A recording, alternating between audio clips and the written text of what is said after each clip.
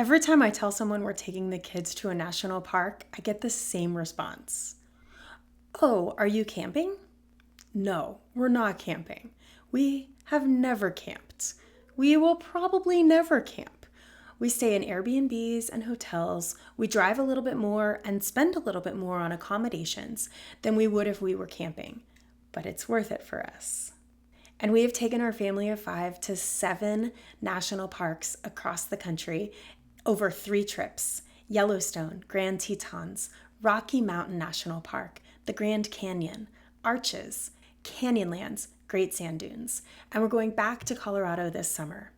Not because we have a big travel budget, but because we plan for it, specifically, intentionally, and far enough in advance that we can do it on our budget. We are intentional about what we spend money on and what we don't spend money on. The free spreadsheet that I use to plan and track all of our trip spending is in the description. It's the same tool that I've used for everything: vacation, regular months, irregular months.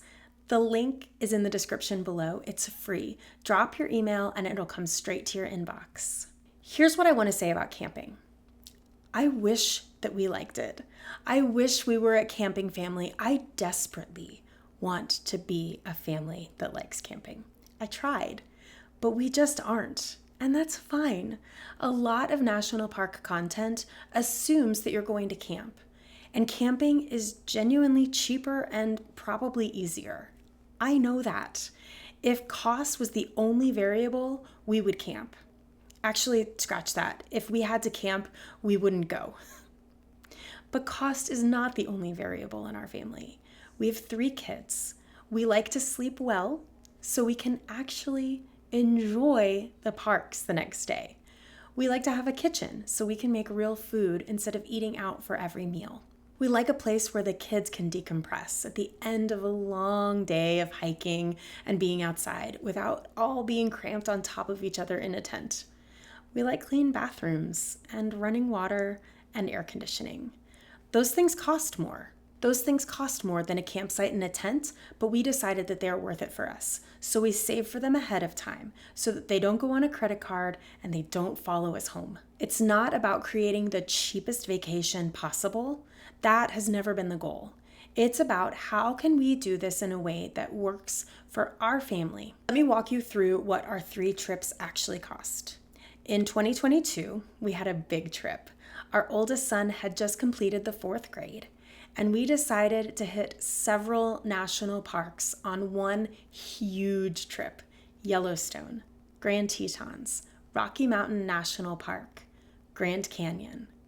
13 nights, 3,500 miles, our family of 5, including my kids who had just completed 4th grade, 2nd grade, and pre-K. We rented a car in order to get good gas mileage and not put the mileage on our van. This was obviously a big expense. We stayed in hotels and Airbnbs the whole way. We paid for house sitting for our dogs, and we budgeted for gas, food, and activities. The total cost was $4,660. That's the real number for our real trip. We saved for it, and we didn't go into credit card debt. We came home with no financial regret, which, if you've ever come home from a trip with credit card debt and you have to open that mail, it's terrible. We did spend money on accommodations and experiences. We actually only ate out one time. We packed breakfasts, lunches, and snacks. We ate dinner in the homes that we rented. The money we saved on food was spent on rental homes with hot showers, separate bedrooms, and laundry facilities. In 2024, we had a shorter, more focused trip. My middle child had just completed 4th grade, and it was time to do more national parks. That summer, we went to Arches, Canyonlands, and the Great Sand Dunes. We drove our vehicle from Texas. We rented homes in Moab and Alamosa. It was a shorter trip than 2 years prior, which made it more manageable and way less driving. We were able to spend more time in the parks. We especially loved Arches and Canyonlands. 10 out of 10 would recommend. Great Sand Dunes was a one and done for us. Total cost, $2,067. And again, we spent money on accommodations and experiences rather than fast food. 2026, coming up this summer. We're going back to Colorado this summer with plans to do Rocky Mountain National Park, Garden of the Gods, and Pikes Peak on the Cog Railway. Our current estimated budget is $1,838, and that doesn't include meals yet. We've paid for tickets, experiences, and accommodations. Some of our meals are already included in our accommodations, which is awesome. I cannot wait to get out into nature with the people that I love most in the world. I cannot wait to see the mountains and hike and laugh, and I'm so thankful that we've budgeted for a comfy bed and fun experiences. 3 trips, 3 different sizes, 3 different budgets, all planned, all saved for, none of them on a credit card. And none of them felt like we were lacking anything. I have 0 regrets for not stopping for fast food while we drove. One more thing I want to tell you about how we do national park trips, because it has saved us so much money on every one of these trips. The 4th grade National Park Pass. The reason that we've planned these larger trips the way that we have for our family is because it lines up with our kids either entering or having just completed 4th grade. This summer, we will get our 3rd National Park Pass. If you have a child in 4th grade right now, or you will soon, they qualify for a free annual pass through the Every Kid Outdoors program.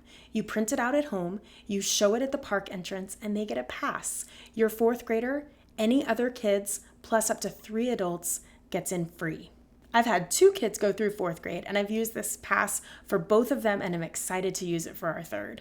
Go see our national parks and do it when your kid is in 4th grade. Here's how we actually plan our trips. Because accommodations are important to us, we start there. This is always the biggest line item for us because we're not camping. It's also one of the most important elements for me. I want to get the best accommodations for the least amount of money. So I read reviews, I map out locations, and I scour photos. Then I book the best option for us. I try and book as early as possible, but I need to have a reasonable refund policy in case we end up changing our plans. Then we look at transportation. For us, that typically means driving. In the past, we've rented a car, but we tend to drive our own vehicle. Because we have a larger family, flying and renting a car when we get there usually isn't in the plan. And then activities. Most national park activities are free once you're inside. So this summer, we opted to include the Cog Railway to our day at Pikes Peak. And this is a pretty significant expense for our family, but we all agree that we think it's going to be worth it. We tend to do a lot of things outside on these trips. And because we're driving, we also budget for a guide-along tour.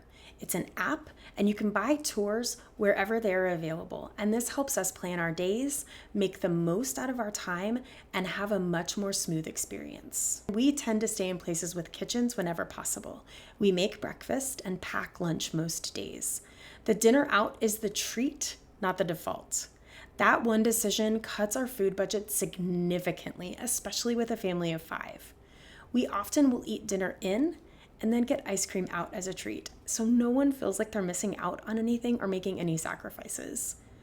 And then once I know the total for those categories, I put together a savings goal and I set aside money each month leading up to the trip. I think a lot of families look at national park trips and think, that's not for us. It's too expensive, too complicated, too rustic. And if camping is for you, that is fantastic. I love that for you.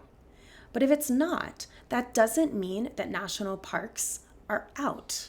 It just means that you need a different plan. We are not a camping family. We are a plan ahead and save for it, but prioritize running water and air conditioning kind of family. And we have seen some extraordinary places. If you want to start saving for a trip like this, or any big savings goal, the free spreadsheet is in the description. Put in your email address and it will come straight to your inbox. It's how I track every dollar and every savings goal for our family. The link is below. And be sure to watch this video next.